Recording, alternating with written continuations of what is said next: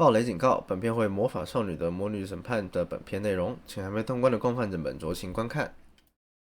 天哪，我必须快点从人群中找到大魔女大人。怎么做呢？啊，有了，跟那些想要把魔女驱逐出去的人类合作好了。嘿，那边的，我有个计划可以帮助你们把魔女驱逐，就是我们找12个魔女候补，给他们穿上我设计的超级好看衣服，玩扮家家酒。那大概2个月之后，他们就都会死光光，这样我们就可以换下一批了。你觉得如何？Hello， 各位共犯者好，我是RNN3310，跟梅露露一样，在用自己喜欢的方式享受魔女裁判的人。今天我想探讨的是梅露露到底已经执行了多久魔女审判的计划。我是说，虽然大魔女的宅邸已经存在了500年以上，但梅露露开始和国家合作的时间到底有多长，我们似乎一直都没有得到一个明确的数字。那不过今天呢，我想我找到了一个非常接近的答案。当我一想到这个问题时，我的第一反应其实是会不会只是我看漏了？那毕竟把手机拿在手上找手机这种事情都会发生，看了文本应该也是人之常情，应该不会出现我都出影片了才发现我真的看漏了这种事情吧。所以我首先把游戏文本，尤其是记录类的内容重新看了一遍。那在2周末的时候，我们可以获得一张年份不详的报纸，上面写道，在去年12月31日凌晨发生在塔塔市的连续无差别伤害案中，当时重伤昏迷的泽度莲5岁，于2日在收治医院内不治身亡。至此，本案的死者数共计已达8人。那这里描述的案件就是让可可，那如果你不知道啊，可可姓泽度啊，产生心理阴影的事件。那报道中提到的泽度莲就是可可的弟弟。那除此之外，报纸上还记录了另一件事情。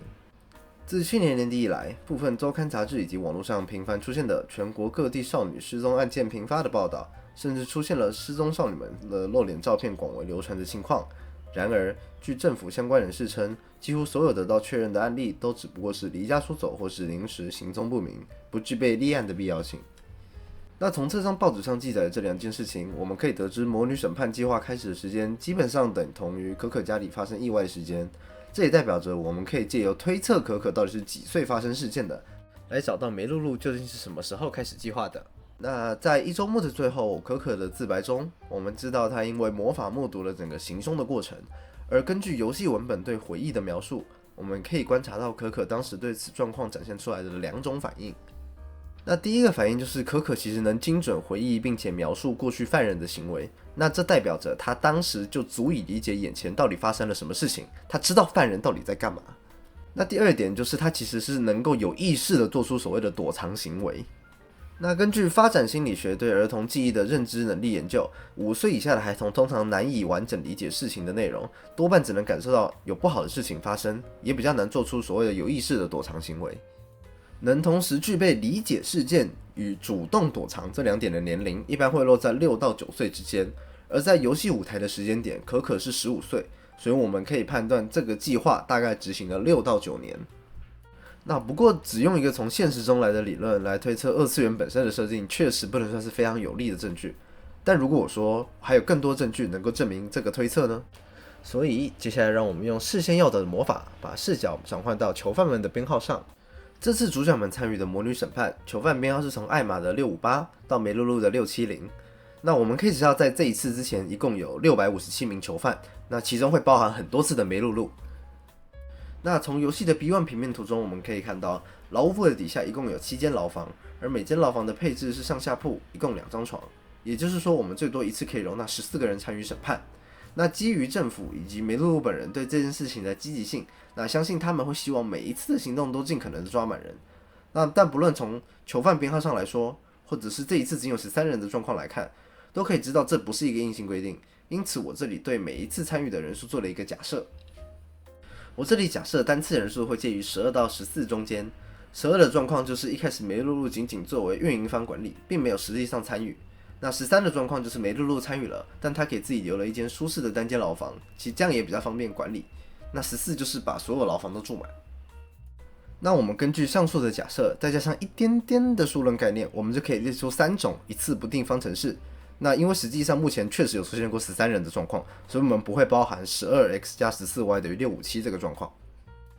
那相信身为亚洲人的大家看到这里应该就已经把结果算出来了。不过我们这里为了体恤其他观众，我们还是把试算表算出来的结果呈现在画面上。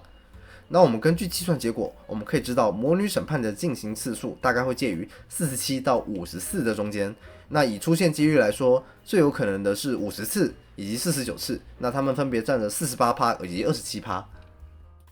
那我们这里知道的次数，我们现在还需要计算出每一次审判到底会进行多久。那我这里采用了最接近一般情况的游戏一周目来进行计算。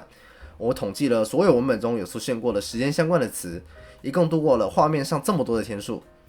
那这里的 n 代表说游戏中没有明确指出到底有多少天，通常是使用又过了几天这类比较模糊的字眼带过。那我们把天数分成2段来看，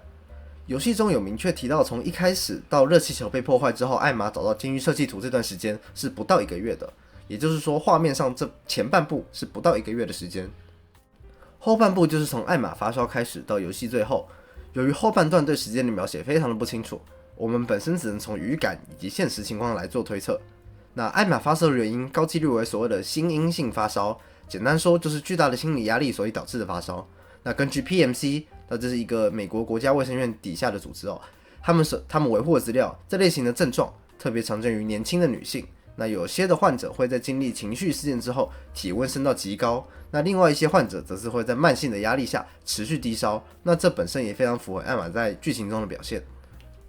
但也因此我们没有办法使用艾玛的身体状况来做估计，因为这类型的症状它并没有一个通常的持续时间。那因此我们会改使用游戏中的说明文字来进行估计，那同样是不确定几天，在不同的说法下，其实我们还是可以大概感受出它实际上的天数范围的。例如说，当我们要描述休息了3到5天的时候，我们更有可能说我休息了好几天这种说法。那如果是6天或甚至7、8天，我们就更有可能说我休息了快1个礼拜，我休息了1个多礼拜。而在游戏中，简体中文对这几段的描述，基本上语气大概也都是落在3到5天这个区间。而日文原文的部分，则是用了画面上这2个字去进行计数。那我上网搜寻了一下，这边的语感应该也是都在落在2到5天之间，所以我们会使用这样的数字去做一个计算。并且在收尾阶段，我们还需要给梅露露留一些打扫跟回复场地的时间。那结合上面的所有的内容，我们最终可以计算出一轮的天数大概会落在2个月左右。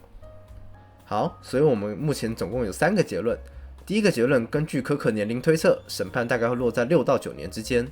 第二个结论，我们根据囚犯的人数统计，他们大概进行了50次左右的审判。那第三个结论，我们根据1周目的统计，他们一次审判大概会长2个月左右。那根据以上结论，我们可以列出这样子的一个图表，可以看到不管是8年或是9年都非常符合我们前面的3个结论。于是我的最终结论就是魔女审判一共进行了8到9年，证明完毕。不过这样同时也带出了另外一件事情哦，就是我们按照我们的推论，梅露露的工作效率大概1年就是可以审查60多个人。那考虑到在游戏里面的设定，一共全球有81个人口，那我们就算只算女性跟15到16岁的人口，这样大概有个5000万到6500万。那我们再加上在2周末的时候，大家齐心协力也只花了2个月，我们就把魔女安息一次的书破解了。所以像我们其实很难想象梅露露从下定决心要走出大魔女到我们现在这个游戏时间，她到底都在干嘛？没有道理，估计是把所有的时尚杂志都翻了好几遍。